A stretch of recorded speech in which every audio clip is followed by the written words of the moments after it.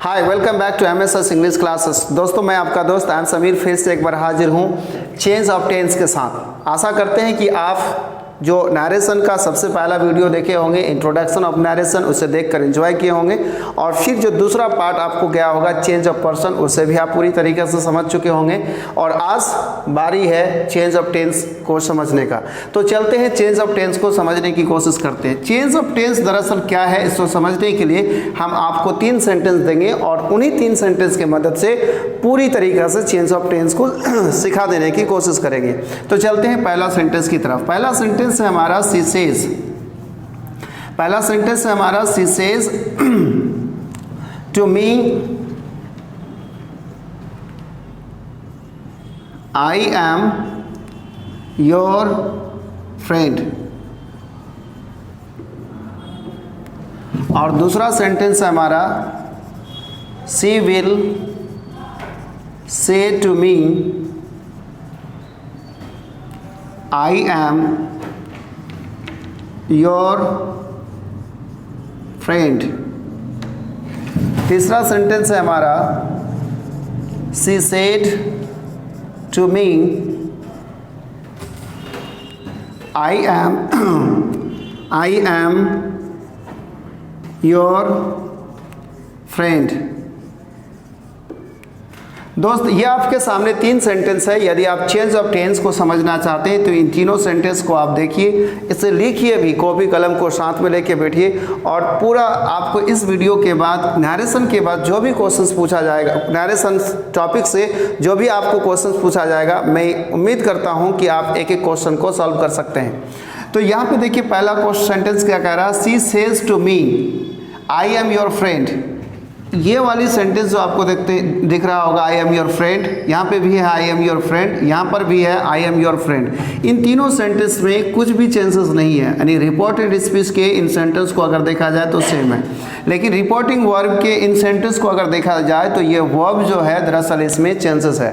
तो ये says to present यानी कि वर्ब 5 है जो प्रेजेंट टेंस को दिखाता है, अर्थात यहाँ पे विल से ये वर्ब ऑन है, विल के बाद वर्ब ऑन आए तो फ्यूचर टाइम को दिखाता है, तो ये फ्यूचर टेंस है। और सेड टू जो है ये वर्ब टू है जो पास्ट टेंस को दिखाता है। तो दोस्तों कंसेप्ट क्या है, कंसेप्ट हमारा यही है। कंसेप्ट जो आपको मिलेगा वो कंसेप्ट आपको लिख लेना चाहिए जो एग्जाम में काम देगा। यदि रिपोर्टिंग स्पीच का वर्ब प्रेजेंट या फ्यूचर टेंस में हो तो रिपोर्टेड स्पीच के वर्ब में कोई परिवर्तन नहीं होगा।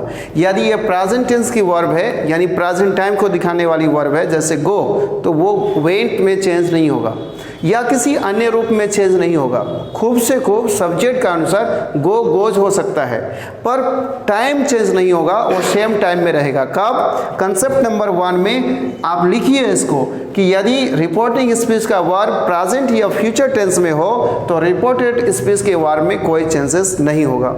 और पॉइंट नंबर 2 में आपको लिखना है यदि रिपोर्टिंग स्पीच का वर्ब पास्ट टेंस में हो तो रिपोर्टेड स्पीच के वर्ब में इस तरह का बदलाव आ जाता है। बदलाव कैसा वो देखना है, आप लिख लिए होंगे। तो चलिए देखिए बदलाव कैसा। अगर इसको थोड़ा और मिटाते हैं, पूरा मिटाते हैं, इसको अभी बनाना नहीं, अच्छा आपको बना के दिखाए नहीं, अभी बनाना नहीं है, बाद में बनाएंगे। पहले आप इसको देखिए कि वो बदलाव कैसा होता है यदि पास्ट टेंस हो तो।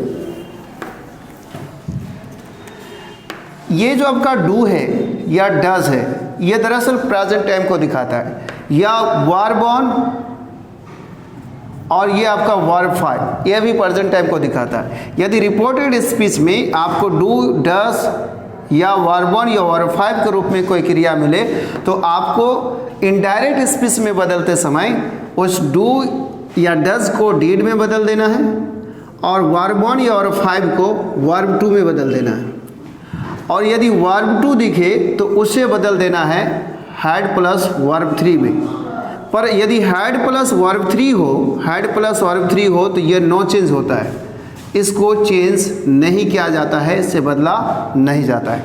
यदि यहाँ पर आपका इज हो, एम हो, आर हो तो इसे बदल दिया जाएगा वाज या वार में। और यहाँ पे यदि वाज हो, वार हो तो इसे बदल दिया जाएगा हैड बीन में, इसमें बदल दिया जाएगा हैड बीन में। और यदि यहाँ पे हैड बीन हो हैड बीन हो तो हैड बीन को नो चेंज, अर्थात हैड बीन को बदला नहीं जाता है। इसी प्रकार से यदि यहाँ पे आपका हैव हो या हैज़ हो तो इसे बदल दिया जाता है हैड में। हैव के बाद यदि नाउन होगा तो नाउन चेंज नहीं होगा, हैव के बाद यदि वर्ब 3 है तो वो भी चेंज नहीं होगा, यानी हैव हैज़ मेन रूप से ये मुख्य रूप से बदल जाएगा। हैव हैज़ की जगह आपको क्या रिप्लेस कर देना है, हैड को, और यदि हैड है तो वो नो चेंज होगा। अब इससे आगे जैसे हमने कहा कैन या कुड, कैन जो आपका है ये कैन बदल जाएगा कुड में, कैन बदल जाएगा कुड में, आपका मे बदल जाएगा माइट में,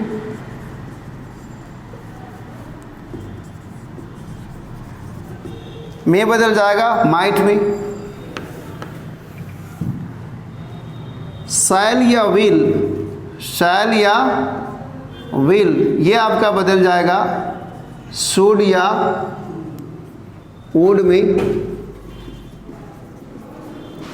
और यदि मस्ट हो तो ये बदल जाए आपका हैड टू में, और यदि हैड टू हो तो ये आपका बदल जाएगा हैड टू में, यानी डबल हैड हो जाएगा। दोस्तों आपको चेंज ऑफ टेंस को समझने के लिए आपको ये जो दो कंसेप्ट आपको दे रहे हैं, कंसेप्ट नंबर 1, यदि रिपोर्टिंग स्पीच के वर्ब प्रेजेंट या फ्यूचर टेंस में हो तो रिपोर्टेड स्पीच के वर्ब में कोई परिवर्तन नहीं होगी, और यदि रिपोर्टिंग स्पीच का वर्ब पास्ट टेंस में है तो रिपोर्टेड स्पीच के वर्ब को इस तरह बदल दिया जाता है। यदि रिपोर्टेड स्पीच में डू या डज है या वर्ब 1 या वर्ब 5 तो उसको बदल देना है डिड या वर्ब 2 में, यानी इस तरह से बदलाव कर लेना है। आप इसको लिख लिए होंगे, यदि नहीं लिखे हैं तो इसका स्क्रीनशॉट ले सकते हैं आप, और या तो इस वीडियो को रोक के ऐसे पॉज कर आप देख सकते हैं। तो चलते हैं एक क्वेश्चन की तरफ, जो क्वेश्चन हमने वहाँ पे लिया था। शैल आई रब दिस, चलिए तो आइए इसको मिटाते हैं और जो क्वेश्चन हमने आपके लिए लिया था उस क्वेश्चन को सॉल्व करके देखते हैं। कुछ क्वेश्चन सॉल्व करते हैं, आपको समझ में आएगा। जैसे देखिए हमने कहा सी से पहले वो वाला बनाते हैं, सबसे पहले वाला। जैसे क्या, she says to me I am your friend, I am your friend, ये पहला सेंटेंस था जो आपको हमने दिया था। यहाँ पे देखिए सेज टू कौन टेंस है, प्रेजेंट टेंस। जब ये प्रेजेंट टेंस हो तो इसका वर्ब में परिवर्तन नहीं होगा, केवल पर्सन चेंज होगा। तो सी हमारा सी रहेगा सेम, सेज टू बदल के टेल्स हो जाएगा, सी टेल्स। मी अपने स्थान में रहेगा ही, इन्वर्टेड कोमा चेंज हो जाएगा किसमें, दैट में। क्यों, क्योंकि ये हमारा असर्टिव सेंटेंस है, और यहाँ पे यदि असर्टिव सेंटेंस हो तो इन्वर्टेड कोमा दैट में बदलता है। ये हमने आपको चेंज ऑफ पर्सन वाला वीडियो में समझाया है। आई हमारा फर्स्ट पर्सन है तो ये सब्जेक्ट का आंसर चेंज होगा, किसका, रिपोर्टिंग वर्ब का सब्जेक्ट है सी, तो यहाँ पे हमें लिखना है सी। अब ये जो एम है ये सी के अनुसार क्या हो जाएगा, इज।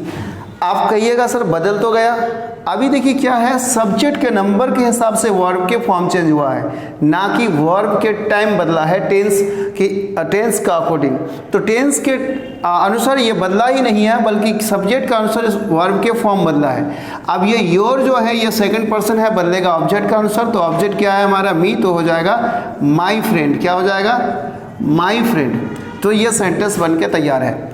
दूसरा सेंटेंस हमारा था, वो सेंटेंस है सी अगर देखिए तो वो दूसरा सेंटेंस था, she will say to me I am your friend, I am your friend, मैं तुम्हारा दोस्त हूँ, मैं तुम्हारा मित्र हूँ।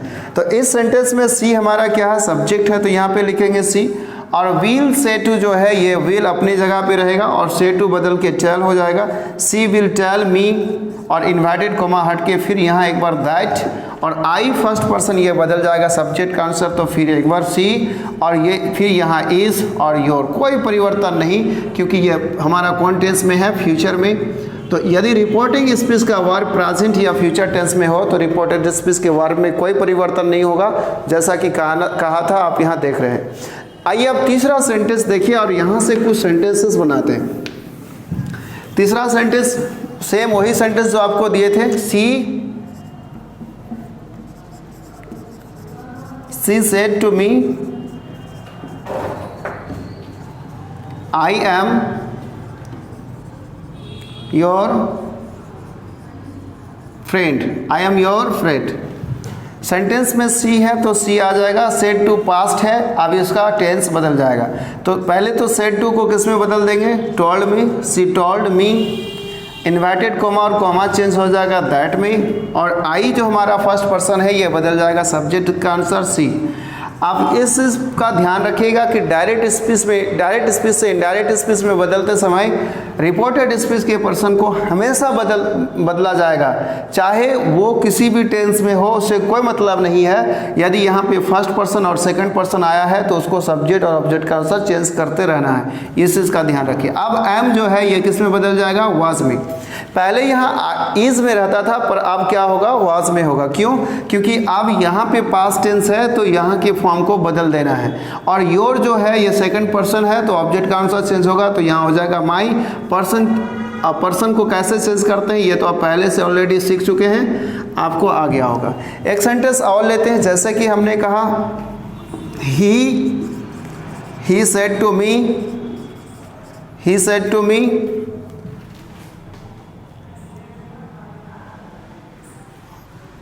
he said to me I will help you, I will help you। Sentence है he said to me I will help you, उसने मुझे कहा मैं तुम्हारा मदद करूंगा। तो यहाँ पे he और said to बदल जाएगा told, he told me, और इन्वर्टेड कोमा और ये जो कोमा है ये चेंज होके क्या हो जाएगा that, he told me that। I हमारा फर्स्ट पर्सन है, फिर सब्जेक्ट का आंसर चेंज होगा तो he, और will किस में बदल जाएगा, would में। तो he would help, ये मी फर्स्ट सेकंड पर्सन है, ऑब्जेक्ट का आंसर चेंज हो जाएगा तो हो जाएगा यहाँ सॉरी ये यू हमारा सेकंड पर्सन है, ऑब्जेक्ट का आंसर चेंज होगा तो हो जाएगा मी। तो सेंटेंस बन के तैयार है, he told me that he would help me. यानी यहाँ के जो वर्ब है दरअसल इसको बदल देना है। आगे चलते हैं, एक सेंटेंस और लेते हैं, और वो सेंटेंस है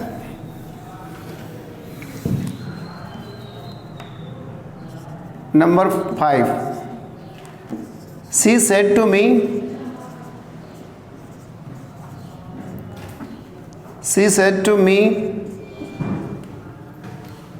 will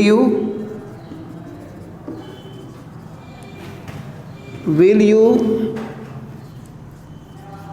help me tomorrow।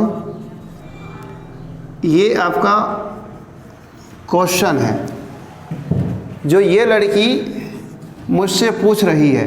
तो देखो यहाँ पे सेंस क्या है, पूछने का। तो अब ये सेड टू जो है इसको हम लोग टोल्ड में चेंज नहीं करेंगे, अब इसको आस्क्ड में चेंज करेंगे। क्यों, क्योंकि ये पूछ रही है। शी सेड टू मी, उसने मुझे कही, अर्थात कही नहीं बल्कि पूछी, क्या तुम मुझे कल मदद करोगे।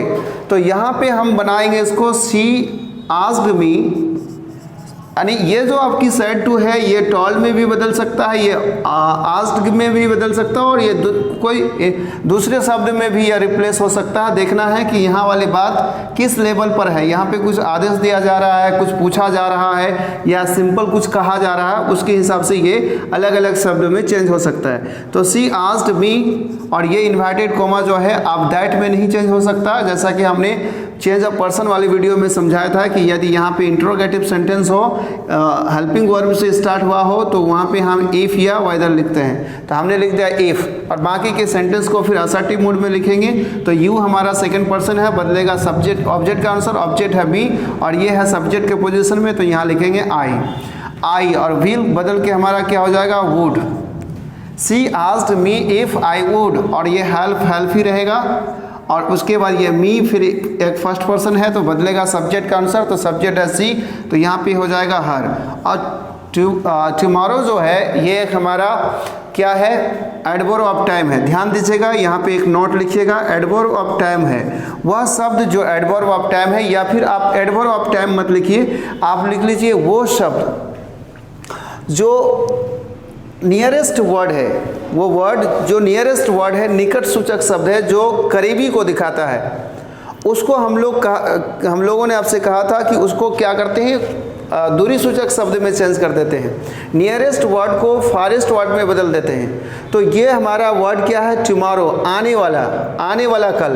तो इसको हम लोग दूरी सूचक शब्द में अगर चेंज करेंगे तो ये हो जाएगा द फॉलोइंग डे या द नेक्स्ट डे। तो यहाँ पे क्या कहेंगे, द नेक्स्ट डे। तो सेंटेंस हमारा बन के तैयार है, she asked me if I would help her the next day. She asked me if I would help her the next day. अगला एक छोटा सा क्वेश्चन लेते हैं, क्वेश्चन नंबर 6। क्वेश्चन नंबर 6 में है द टीचर सेड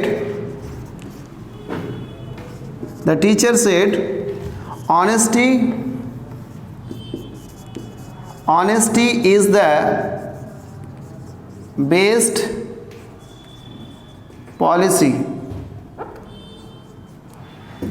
अब जरा देखिए ये वाली सेंटेंस को, तो ये हमारा रिपोर्टिंग वर्ब की जो वर्ब है वो पास्ट में है और पास्ट में यानी वर्ब टू में है, तो इसके वर्ब को बदल दिया जाता है हमने कहा है।